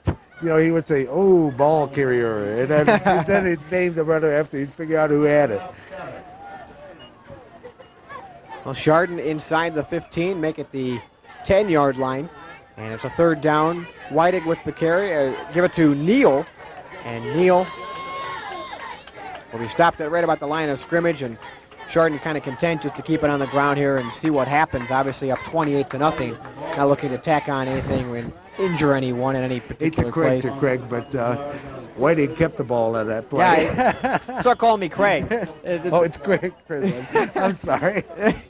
Tonight it's Craig because I'm blowing all the calls. Yeah, exactly. That's definitely a Craig trend. Well, as if Scott Makar did not any more chances to score points tonight, he's going to get a chance for a field goal. It'll be spotted at about the 15. The kick is up, and it is good. I got that right. So about a 30-yard field goal for Scott Makar, and you tack on 3 more points, and our score is now 31-0. Chardon on top. I think normally Chardon probably would have went for that on 4th down. Keep the ball pinned deep. I think that was a case of they know 28 points. It wasn't a matter of getting 3 points. I think it was a case of preparedness to get their kicker in a situation under live action of trying to field goal, because who knows, going into the playoffs and all, you may need that 3 points. So it's kind of give them that game experience, if you will. So Steubenville finds themselves down 31-0. I'm sure the situation they, in the back of their mind, hardly even thought they would ever be in, down 31 points. I'm sure they thought they'd come up here to the trip to Northeast Ohio and at least play a competitive football game, if not win the football game. I don't think you'll find anybody. I think Coach Doyle that would admit he expected the game to go this way. I think everybody in this whole stadium expected a hard-fought battle that would be evenly played. But I'll tell you, Chardon's just played almost short of the penalties again. I'll keep alluding to that. Almost air-free football tonight. They played a beautiful game. Game plan perfect, execution perfect, everything just going the way they wanted to. Well, aside from those 7 penalties that you alluded to, you are right. It's been practically a perfect football game. We got a new kickoff. I guess they're resting Makar. Justin LaCava is out there to kick. He handles some of the extra points aside from Makar, and he sends a short kickoff, which is fielded by one of the up men, Jeff Vag. And Vag is across the 35 to about the 36, so Steubenville will start there. Let's see if Lucas is in there, and Lucas is. They'll keep the first-team offense in there. Again, those linebackers came into play. Hewitt kind of turned it to the inside. Guess who was waiting there for the tackle? We had Smith and VC sharing the tackle on that one. All 3 linebackers were in on that play. We should probably start mentioning what plays don't include those 3 linebackers. It'd probably be less time. Lucas on the keeper, and he is met at about the 40-yard line by Hewitt, and also toss in there Smith and VC. And again, those 3 guys just are on every play, and that one not excluding. That's kind of the way the Chardon defense operates. They get their front man to tie up people and all that, freeing the linebackers to make the tackles. And, well, I'll tell you, when you got super linebackers like that, it's a good game plan to have. Plus, they got the good up front people. A short gain and a pass to the far sideline. Jeter caught the pass. But as we said, for a short gain, Lucas now trying to run the very hurry-up offense. They're just trying to get something going here and catch Chardon napping. And obviously, Chardon may have some of their first-team defense guys, but they got to be a little tired as well. Steubenville has had themselves on the field for a little bit of time tonight. A complete pass there to Vag across the first down marker and a first down at midfield. And obviously, Chardon may consider putting some of the second-team defense guys in there at some point, up 31 points. Yeah, it's very possible you're right, but as of right now, I see all numbers I recognize. I don't see one new face out there. They might, or they just might want to send a message to the state that Chardon's back. Look what we did to a mighty fine Steubenville squad. I think we got pass interference, defensive. What turned out to be a nice pass play and a defensive pass interference by Makar. Makar thought he got in front of the play, but I think he put his left arm on the shoulder of the intended receiver. And we'll have defensive be able pass to see it interference. as it's coming up on replay here. As the quarterback's rolling out, you see Fester coming in hard on a bull rush. I suppose that left arm was there, but it wasn't really. I think it was kind of one of those, okay, we'll give it to you. You guys are having a hard night as it is. That wasn't a blatant pass interference. Actually, pretty darn good defense. So Makar will line up on the near side here against Stephen Phipps, and Lucas will probably no doubt be putting this pass up. And he does it on the far sideline. Pass is intended and caught. And now they say he's out of bounds. Out of bounds. Two referees in on the call there on the far sideline. The intended receiver who did catch the ball was Jeter, but they rule he was out of bounds. I'll tell you, that was an excellent catch by Jeter. McLeod kind of got lost there. He never looked back at the ball. He had no concept where it was going, so Jeter was able to make the adjustment, come back. Unfortunately, wasn't able to keep his body in bounds. Ooh, and now there's an option play by Steubenville, and Carlton West is absolutely slaughtered into the backfield and driven into the Chardon sideline. Hello, Mr. Fester, is the quote on that one. Because I tell you, Kenny came from his defensive end position. Watch this. And let it speak for itself as he plants him right in the chest. Oh, there you go. There you see it. Just drives him in. Like you to meet some of my teammates. Third down for Steubenville as we approach the 8-minute mark. Pass is complete and caught by Stephen Phipps, and he's down to the 35, well short of a first down, and obviously they'll be going for it on fourth down here, John. That's a good little play. They do a quick outer, and then he slants it back in the middle. That's the type of the speedy wideouts and stuff that you can break for a long one. Good play choice by Steubenville. 4th and 11, Lucas to air it out, and Vag has the reception, and he slips before he could reach the first down on the wet turf. Vag headed for a first down and slips. That's the kind of night it's been for Steubenville. Even Mother Nature is a Chardon fan. That's the quote. Coach Doyle said that one time, I think after the North game. He said that was another case of that, is he'd probably just square up, run forward. I think he had every intention of making that first down marker, but his feet slipped out from underneath him. Chardon takes over possession. So on downs, Chardon will start deep in their own territory at their own 25-yard line as we are halfway through this fourth quarter of play. Chardon up 31-0.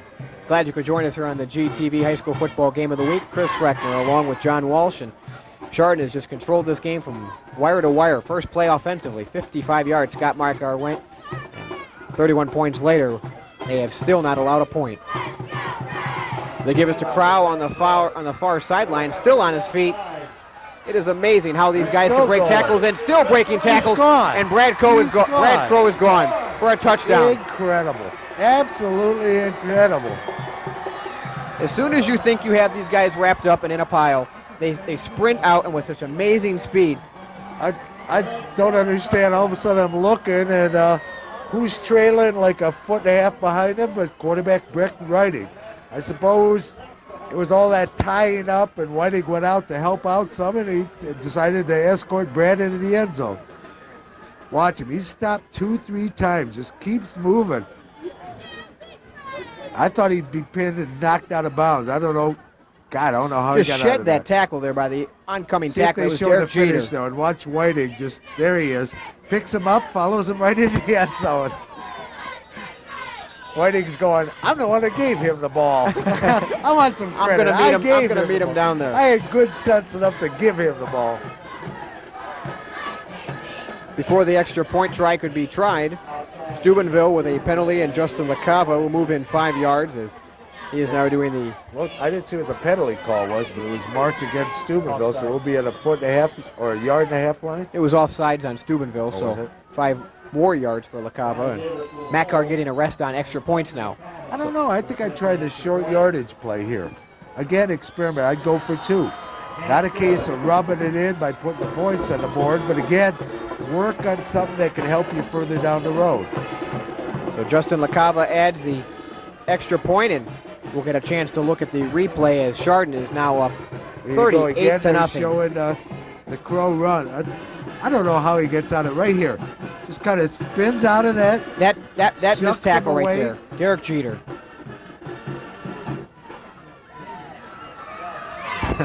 And the rest is just footwork at this point.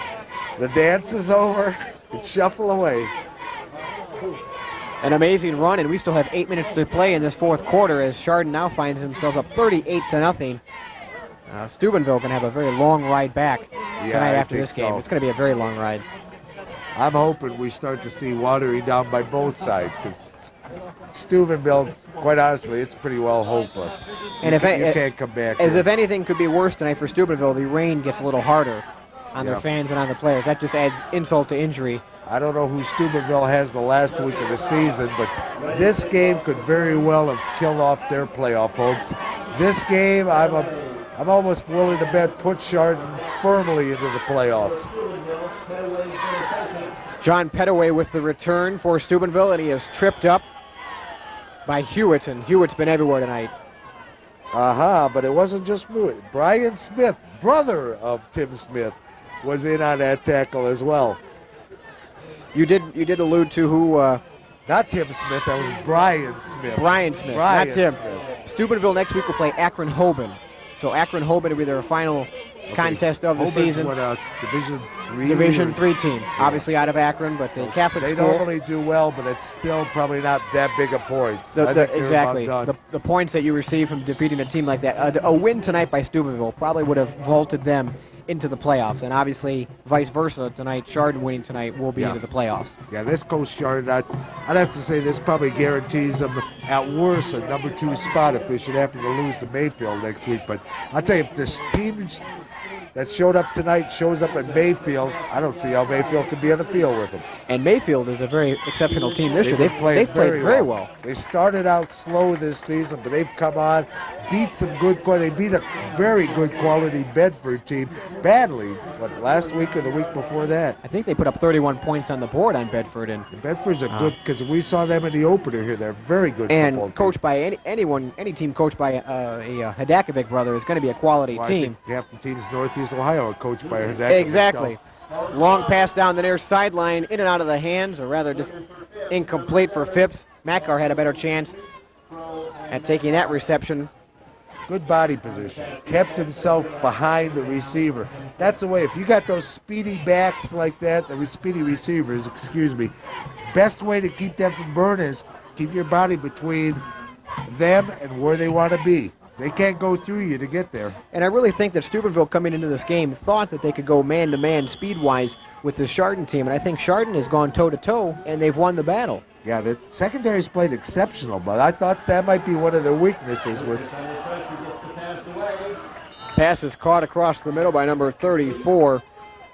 That is John Healy. Healy with his first reception tonight. That was a well-delivered ball, because I tell you, Kevin Platts is coming on a mission. Had a bead on him. You watch here, and he's fading back, going to his right a little bit, still delivers the ball on target. Look at that. Extremely well-thrown ball.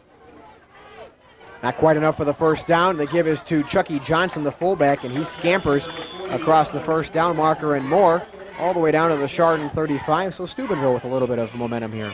Yeah, I think Steubenville, now it's a matter of pride. They want to get on the board there. Chardon is starting to put in. I see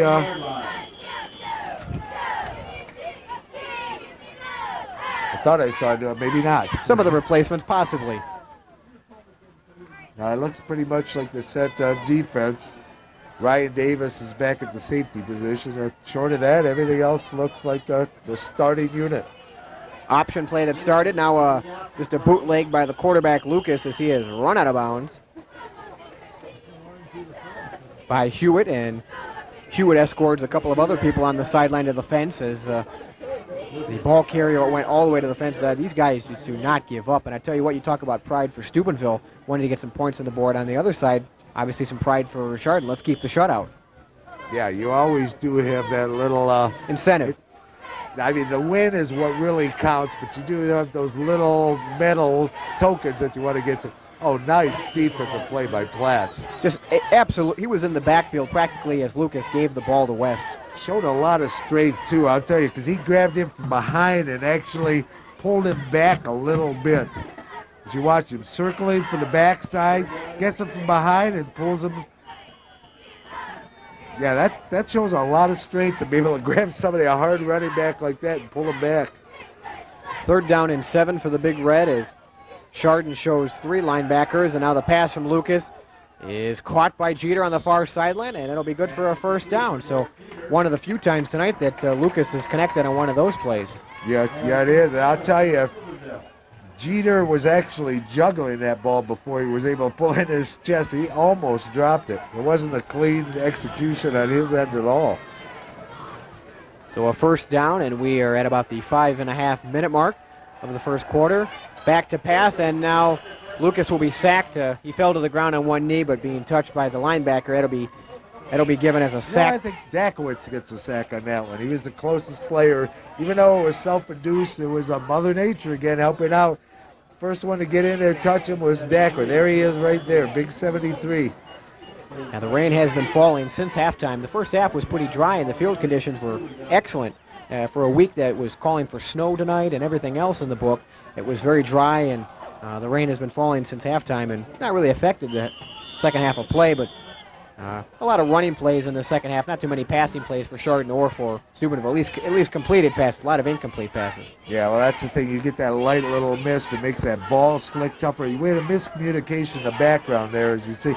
Not sure if the quarterback didn't step it up or if the fullback stepped a little bit to the inside, but it wasn't a clean handoff as we got 3rd and long, what, about 15, 16? Yeah, they'll call it 18, 3rd and 18, and Lucas is going to air it out. He's got a receiver, and they'll call it incomplete as Jeter was bobbling the ball in the end zone.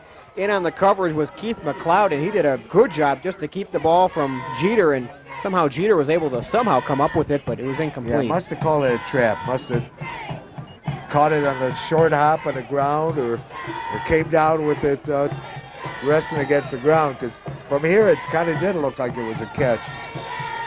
So that'll bring up 4th down and 18 for the Big Red of Steubenville. And they obviously have to go for it, as you say. And a draw. Chucky Johnson nowhere near the 1st down, and a questionable call with a draw up the middle with 4th and 18. And quite honestly, probably the last play for your first-team offense tonight. That would have been the last play if they obviously give up the ball for the 5th time tonight on downs. And a very, very puzzling call by Reno Sukic. I don't know. I guess nothing else has been working out religiously for him tonight. He hasn't had anything he put faith in. Decided to give a try to that one. Yeah, that was kind of a strange call on that much yardage. Draws are a surprise play. You catch a linebacker stepping back, you might get 8-10 out of them, but chances you're getting that 18 are very slim in a draw play. Normally you don't. You get the receding linebackers, but then they come charging quick, hold it to the 6-7 yard gain. As we alluded to earlier, John, first of all, let's talk about next week's game between Berkshire and Cardinal. Your thoughts about, obviously you talked about last year's game. What do you see for this week, even though the teams are having a shaky season? Well, again, like you said, it's a natural rivalry. They both had bad seasons, but one game can make their season when it's against their opponent's school, because these teams are, it's a battle of 87. They're on one end of the road and the other's on the other end of the road. They've been battling for years.